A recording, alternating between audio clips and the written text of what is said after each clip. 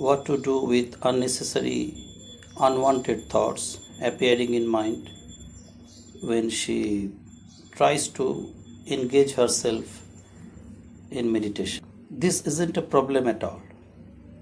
By looking at it as a serious problem, you are glorifying it with something it doesn't even deserve at all. This is my first suggestion. Now, my second suggestion is try to place yourself a little apart from your mental faculties. I mean to say, try not to get entangled with your mental emotions. It may sound difficult initially, but a little practice for a few days will make you arrive at this state.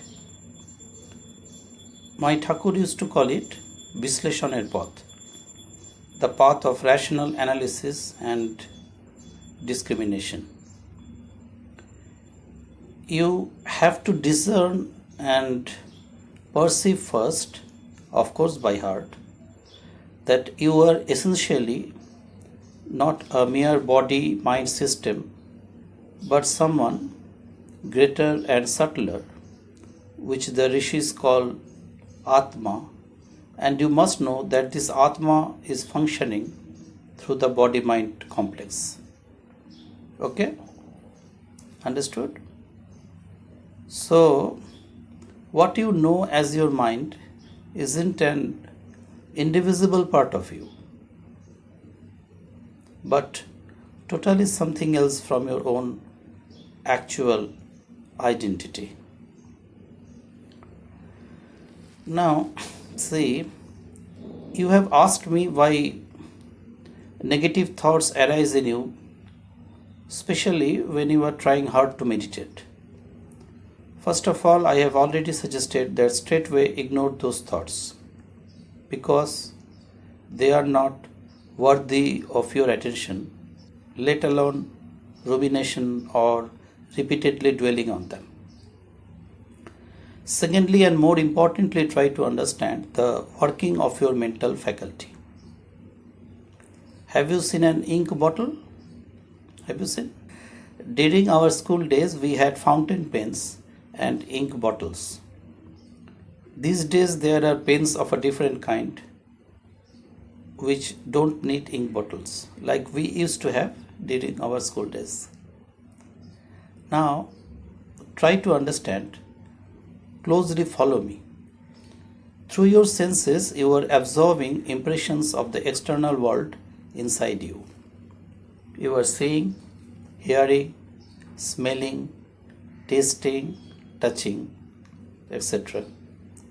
Understood?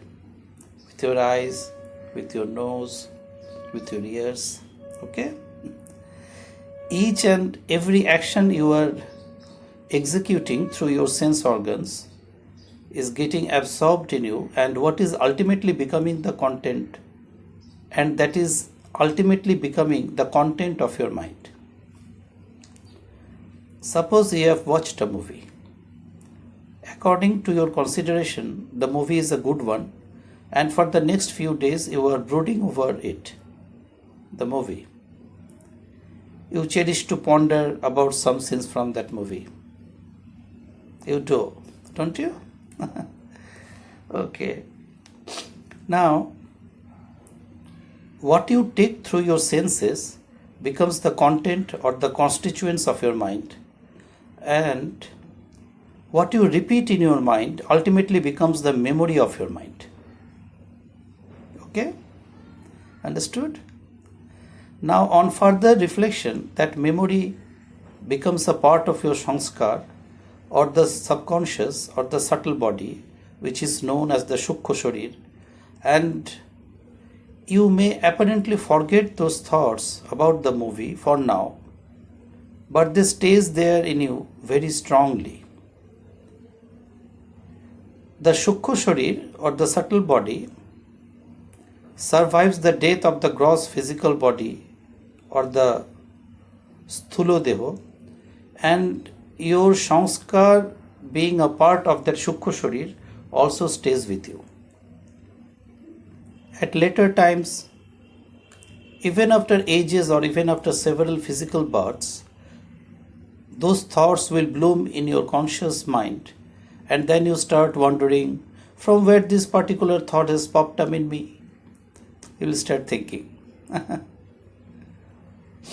So, have no doubt, all your current situations of your mind are your own creation of your own past.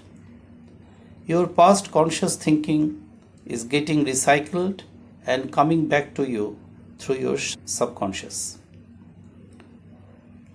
Now, how could this situation be changed?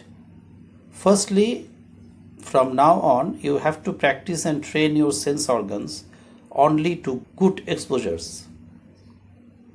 Try to be very sincere and strict about this effort. Try to be extremely careful about what you see, what you hear, what you taste, what you touch, and so on, because every activity is leaving a powerful impression on you. Not only when you are in the waking state, even your activities in your dream state act similarly and leave a lasting impression upon you. From waking up in the morning till the time you go to bed, most of the activities you engage yourself into are totally unworthy and unnecessary. My Thakur used to say, "Labh to kichui nahi." They are of no benefits at all. Okay? Now, what to do with those which are already in store in your mind and incessantly turning up on the surface of your mind? Let's go back to that ink bottle I have just mentioned. We used to use blue or dark blue ink when we were studying in school. Imagine there's an ink bottle full of dark blue ink. Now, you want to make this bottle clean. What you have to do? You will have to first pour out the dark ink. Then you need to pour clean water in the bottle and wash it. But the ink has been there for ages and has thus tainted the inside of the bottle in a very strong fashion. The stain of dark blue inside the bottle is so powerful. So, even after repeated cleaning of the bottle with transparent good water, still dark water will continue to come out from the bottle because there is still some ink in the bottle. At some point of time, the bottle is cleaned, totally cleaned, and then fresh water starts coming out of that bottle. Now, anything you put into that bottle, the same thing will come out. The same idea of functioning applies to your mind. As the mind is now filled with darkness from your past, you may meditate upon my Thakur or chant Ram Narayan Ram, but what comes out is what has already been stored inside your mind through your actions from the past. So, don't bother or pay attention to whatever pops up when you are contemplating on my Thakur or meditating or chanting Ram Narayan Ram. Understood? The more you engage yourself in chanting Ram Narayan Ram, it means pouring clean good water more and more in the dark ink bottle. Ram Narayan Ram itself is so powerful a cleaning agent that however strong the impression from your past may be, this Ram Narayan Ram holds the power to cleanse and purify your mind.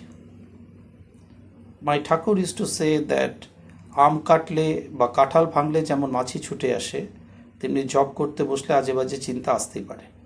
ওদের আসতে দাও, ওদের নিয়ে ভাবতে চেও না। What it means? It means just as flies rush in when you slice a mango or peel a jackfruit, so too, when you sit down to meditate, unnecessary thoughts may arrive and show up. Let them come. Don't let yourself get bothered about them.